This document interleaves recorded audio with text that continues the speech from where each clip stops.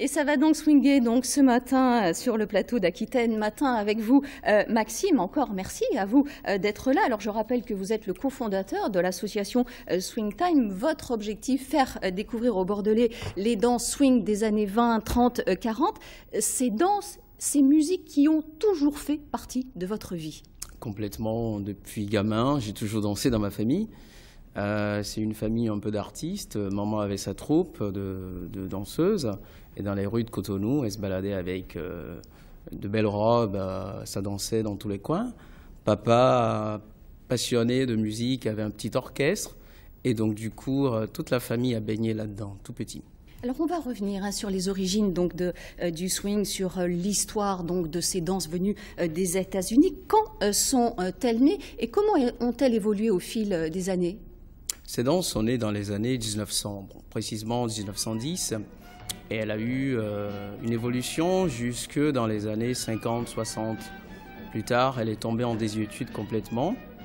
Et ces danses, elles se dansent en 8 ans sur la musique jazz qui évoluait parallèlement à cette danse-là, c'est-à-dire le jazz traditionnel, le jazz de Duke Ellington, Count Basie et tout ça. Et elle s'est développée dans les Harlem, aux États-Unis, et cette danse, elle est issue des 4 coins des États-Unis.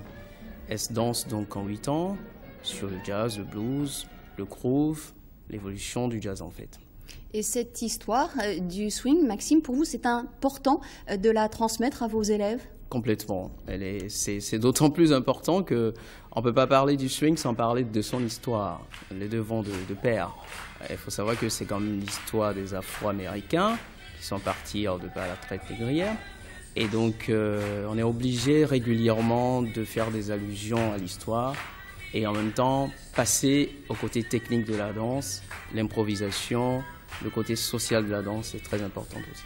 Alors nous avons là quelques images d'un de vos cours de danse et on le voit sur les images, la culture swing possède ses codes. Les jeunes femmes sont très élégantes, très féminines, les hommes également très classe. La tenue vestimentaire a son importance aussi. Complètement, ça a son importance parce que dans ces années-là, les gens sortaient généralement pour se rencontrer, pour éviter un peu la crise qui sévissait. Et donc, c'était le moyen de bien s'habiller. Les femmes, elles étaient dans les tenues en robe Charleston. Les garçons étaient donc avec des tenues bretelles, casquettes, des nœuds papes. Et c'était vraiment une belle époque. Et il fallait être beau, Le swing se danse sur un panel de musique extrêmement large. Oui. Ça se danse surtout du moment où on a l'écoute musicale. C'est pour cela qu'il y a une pédagogie qu'il faut mettre en place dans les cours pour en fait apprendre aux gens à écouter la musique. À partir de là, quand on sait écouter cette musique, on peut danser sur n'importe quelle musique, le swing. On peut le faire, c'est pas un souci. L'essentiel, c'est d'avoir vraiment l'oreille musicale et ça s'éduque. Alors depuis la création de votre association, c'était en 2006, vous enseignez le blues, le balboa, le charleston. Vous proposez également des cours de lindy hop. Quelle est donc cette danse? Alors le lindy hop, c'est la danse la plus populaire et qui est la plus pratiquée.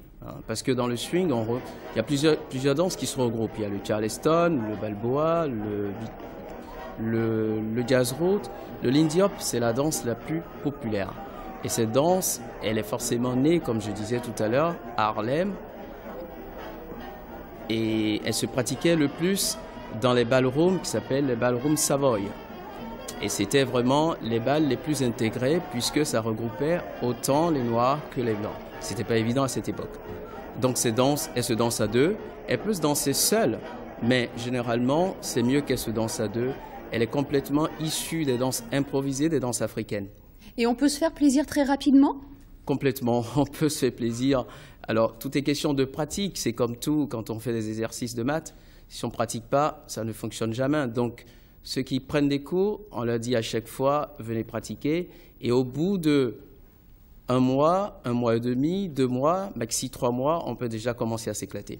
Maxime, dans quelques jours, vous allez accueillir les meilleurs swingers internationaux. Ils seront à vos côtés, donc dans le cadre du festival Swing Art International. On va dire que ce festival, c'est bien plus qu'un week-end de danse. Ah oui, ça fait maintenant 8 ans que ça existe, ce festival. Et aujourd'hui, on a atteint une certaine renommée par rapport à ce festival. On est connu sur la scène internationale. À la base, c'était une scène locale. Et aujourd'hui, elle est connue sur la scène internationale. Ce qui fait qu'il va y avoir des étrangers qui viendront pendant tout le week-end. Ça vient de partout. Les profs, c'est des profs de renommée internationale. Un Américain, Jason. Beaucoup de Français cette année. Ils sont connus sur la scène internationale. William et Maëva. Voilà, une très très belle programmation. Nos téléspectateurs vont pouvoir évidemment retrouver tout cela sur le site internet de France 3, aquitaine.france3.fr. Et évidemment, Maxime, tout le monde est invité à participer, les initiés comme les débutants. Vraiment, merci encore à vous. Je rappelle les dates de ce festival, c'est du 27 au 29 mars et ça va se passer à la Halle des Chartrons à Bordeaux. Merci infiniment et je crois que vous avez donné envie à notre ami Dominique, il devrait vous rejoindre. Encore merci à vous. Merci.